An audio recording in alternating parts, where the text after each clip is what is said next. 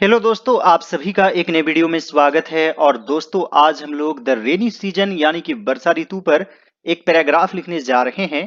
तो दोस्तों, आज का वीडियो काफी इंटरेस्टिंग और नॉलेजेबल है। कृपया इस वीडियो को पूरा जरूर देखेंगे।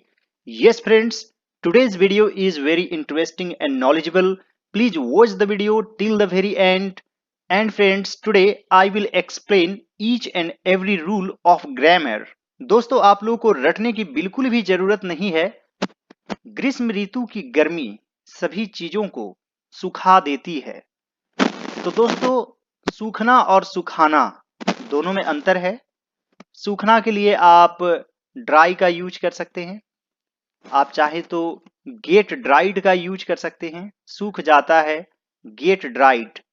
लेकिन दोस्तों, सुखा देता है, इसके लिए आप ड्राई अप का यूज करते हैं। Dry up. ग्रीष्म ऋतु की गर्मी, तो यहां पर है की और यहां पर है गर्मी, यानी कि की या फिर का या के लिए ऑफ यूज करते हैं। और का के की के बाद जो वर्ड आता है उसी से ही सेंटेंस शुरू करते हैं। तो गर्मी का हीट होता है और उसके पहले द यूज जरूर करते हैं। तो यहां पर लिखेंगे द हीट ऑफ समर। आप चाहें तो समर सीजन भी लिख सकते हैं। The heat of summer. और यह क्या है? सब्जेक्ट। और हीट क्या है? एक तरह से अनकाउंटेबल नाउन है। और यह किस टेंस में? सिंपल प्रेजेंट टेंस, यानी कि सब्जेक्ट प्लस वर्ब, इसमें एस या ईएस भी ऐड हो सकता है, प्लस ऑब्जेक्ट। तो सब्जेक्ट क्या है? The heat of summer. और यह अनकाउंटेबल है।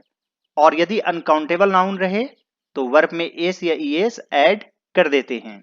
तो यहां पर हो जाएगा ड्राइज अप। वाई को हटाकर आई ई एस ऐड कर देंगे। The heat of summer ड्राइज up सभी चीजों को। इसके लिए आप लिख देंगे एवरीथिंग। आप चाहें तो ऑल थिंग्स का भी यूज कर सकते हैं। The heat of summer ड्राइज up everything. जब हम गर्मी से परेशान हो जाते हैं तो वर्षा ऋतु हमें राहत प्रदान करती है। तो दोस्तों, जब हम गर्मी से परेशान हो जाते हैं, इसे आप सिंपल प्रेजेंट टेंस में भी लिख सकते हैं और इसे पैसिव वॉइस में भी लिख सकते हैं। जब के लिए वेन लिखते हैं। वेन वी गेट ट्रबल्ड, यानी कि जब हम परेशान हो जाते हैं। या फिर आप पैसिव वॉइस में भी लिख सकते हैं। When we are troubled.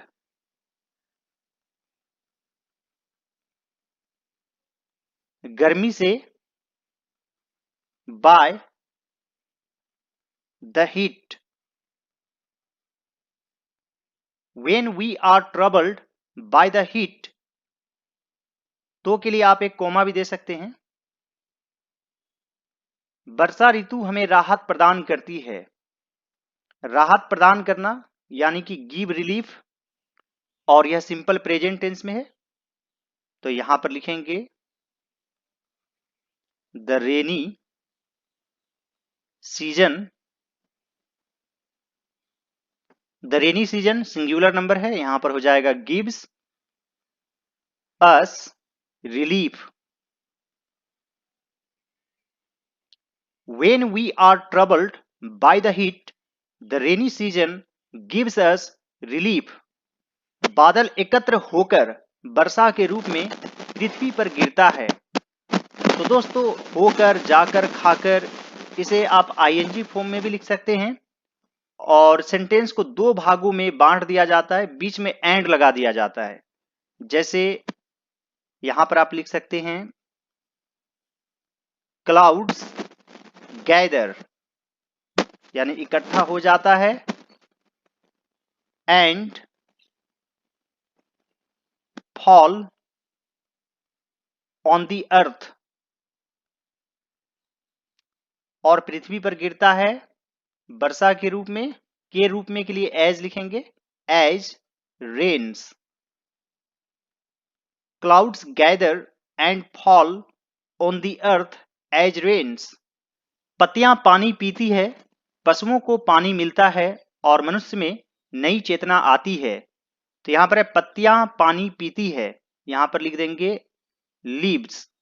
एक से अधिक है तो यहां पर सिर्फ लिखेंगे ड्रिंक, ड्रिंक्स नहीं लिखेंगे। लीव्स ड्रिंक वाटर, पशुओं को पानी मिलता है। एनिमल्स गेट वाटर, और मनुष्य में नई चेतना आती है। And men have a new life,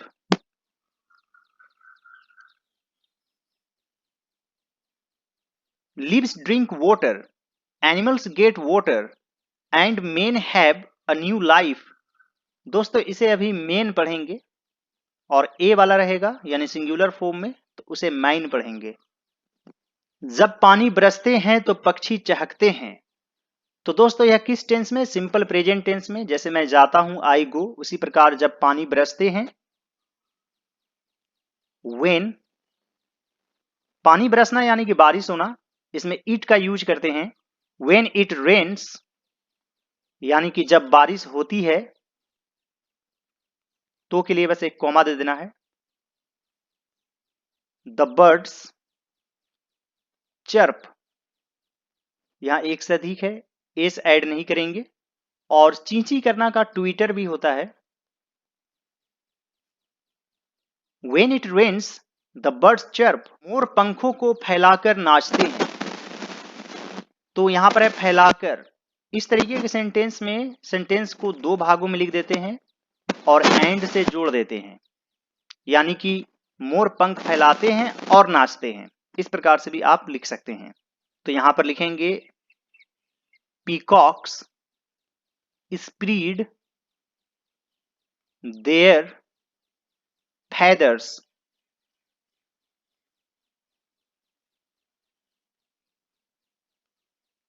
and dance। Peacocks spread their feathers and dance। मनुष्य फुर्तीले हो जाते हैं और उमंग से अपना काम करते हैं।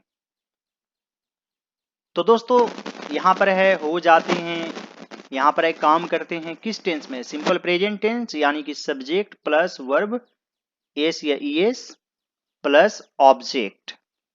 मनुष्य फुर्तीले हो जाते हैं, होना के लिए यहां पर बिकम यूज करेंगे। तो यहां पर लिखेंगे main become active and work, काम करते हैं उमंग से। यहां पर आप लिख सकते हैं with new energy. Men become active and work with new energy and work enthusiastically भी आप लिख सकते हैं, इंथुजिएस्टिकली यानी कि जोश से।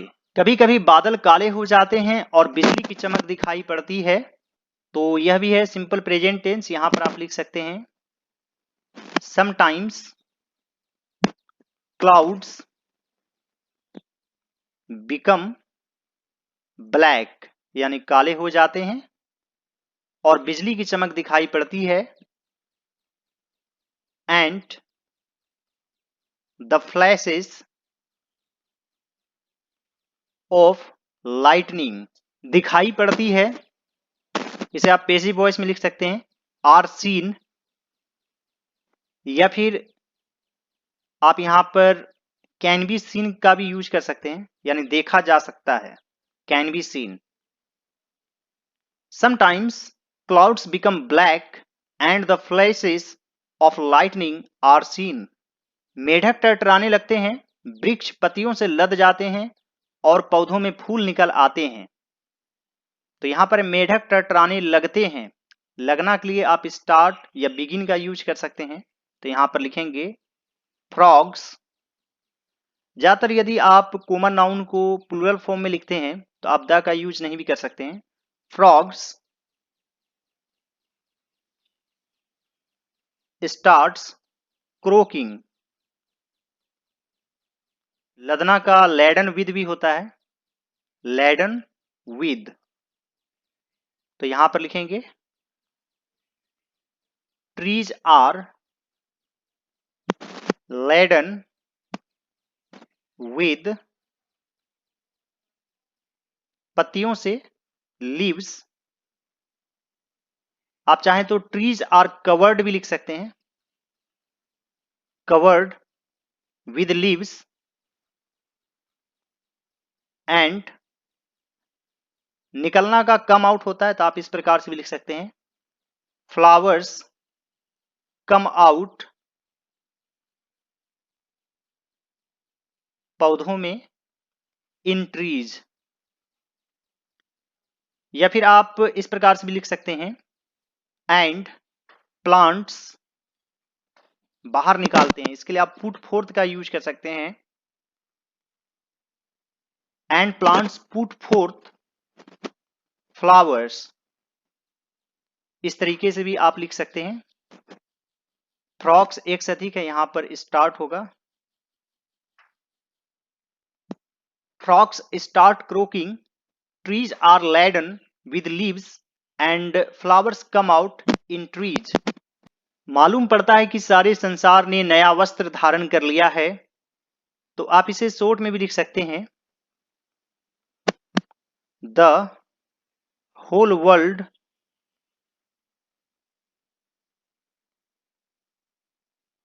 seems to have put on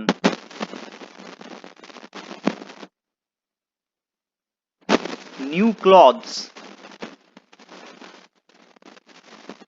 आप इस प्रकार से भी लिख सकते हैं, इट appears as if, मानो पूरी दुनिया ने, द होल वर्ल्ड,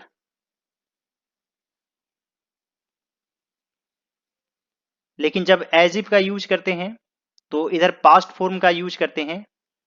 वह ऐसे बात करता है मानो वह मेरा बॉस हो, तो इसके लिए आप बोल सकते हैं, he talks as if he were my boss, यानी ही के साथ वर लग जाएगा, हालांकि वॉज लगना चाहिए लेकिन वर लग जाता है इस तरह के काल्पनिक सेंटेंस में।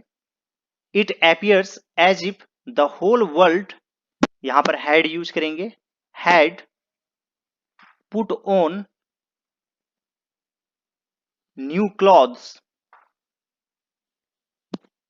It appears as if the whole world had put on new clothes। मछुआरे मछली पकड़ने के लिए अपने नाव को नदी में ले जाते हैं, तो यहां पर लिखेंगे, फिशरमैन अपने नाव को नदी में ले जाते हैं, ले जाना का टेक होता है, यहां पर प्लूरल फॉर्म में है इसलिए एस ऐड नहीं करेंगे, फिशरमैन टेक देयर बोट्स, नदी में या नदी की तरफ, टू द रिवर, मछली पकड़ने के लिए, to catch the fish. Fisherman take their boats to the river to catch the fish. कृषक अपने हल को खेत में ले जाते हैं और बीज बोते हैं, तो यहां पर लिखेंगे फार्मर्स। यहां पर आप कैरी का यूज कर सकते हैं, यहां पर भी आप टेक का यूज कर सकते हैं, farmers carry their ploughs,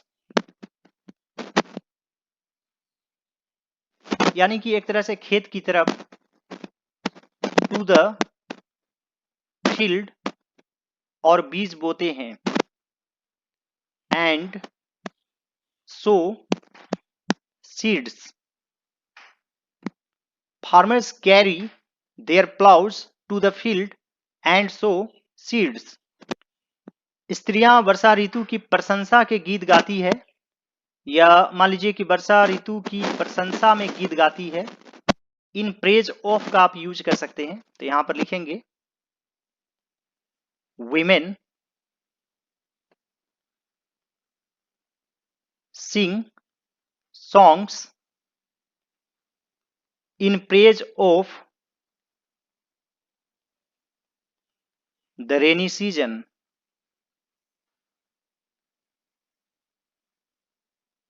Women sing songs in praise of the rainy season. नदियां पानी से भर जाती है। यहां पर आप लिख सकते हैं rivers are full of water, या फिर आप यह भी लिख सकते हैं rivers become over flooded. Rivers become over flooded. तो बड़े शहर को सिटी कहते हैं, छोटे शहर को टाउन कहते हैं। तो यहां पर लिखेंगे इन सिटीज एंड टाउन पानी यानी कि वाटर नालियों से होकर नदी में चली जाती है। फ्लोज टू द रिवर, नालियों से होकर थ्रू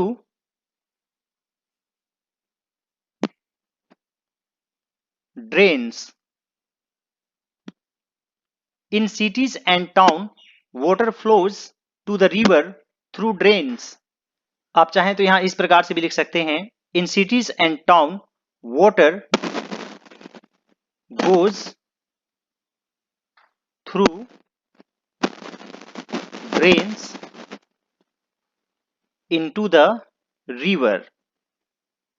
इस तरीके से भी आप लिख सकते हैं in cities and town water flows to the river through drains. गांव में सड़कें और गलियां फिसलन भरी हो जाती है। तो यहां पर लिखेंगे in village,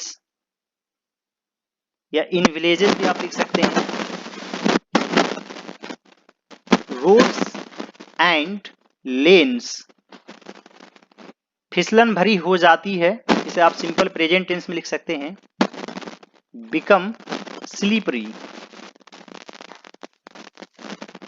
in villages roads and lanes become slippery.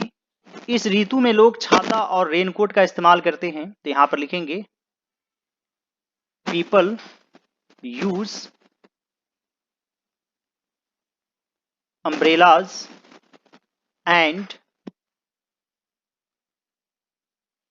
Raincoats इस ऋतु में इन दिस सीजन।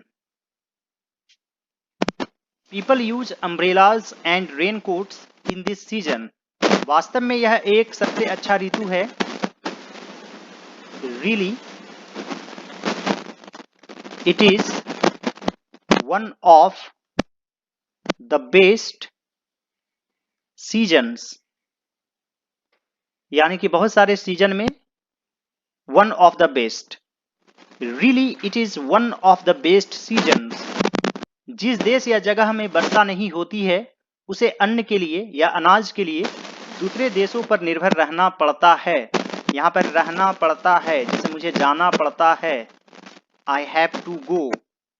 तो यहां पर भी हैव या हैज और इन्फिनेटिव का यूज हो सकता है। जिस देश या जगह में द कंट्री और प्लेस वर्षा नहीं होती है which does not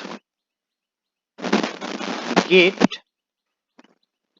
rain, या फिर which has no rainfall, उसे अन्न के लिए दूसरे देशों पर निर्भर रहना पड़ता है। तो यहां पर आप सीधे लिख सकते हैं has to depend upon, आप चाहें तो own का भी यूज कर सकते हैं, अदर कंट्रीज, अन्न के लिए या फिर खाने पीने की सामान के लिए। तो आप यहां पर लिख सकते हैं फॉर इट्स फूड स्टफ्स। आप चाहें तो फॉर ग्रेन्स भी लिख सकते हैं। द कंट्री और place which does not gate rain or which has no rainfall has to depend on other countries for its foodstuffs. हमें वर्षा जल को संचित करके रखना चाहिए। यहां पर लिखेंगे we should store rainwater. We should store rainwater. यह इंग्लिश सीखने का one of the best channels है। तो दोस्तों आप लोग सभी जरूर सब्सक्राइब कर लीजिए और दूसरे सभी वीडियोज को जरूर देखिएगा। All right friends, thanks for watching, have a great day.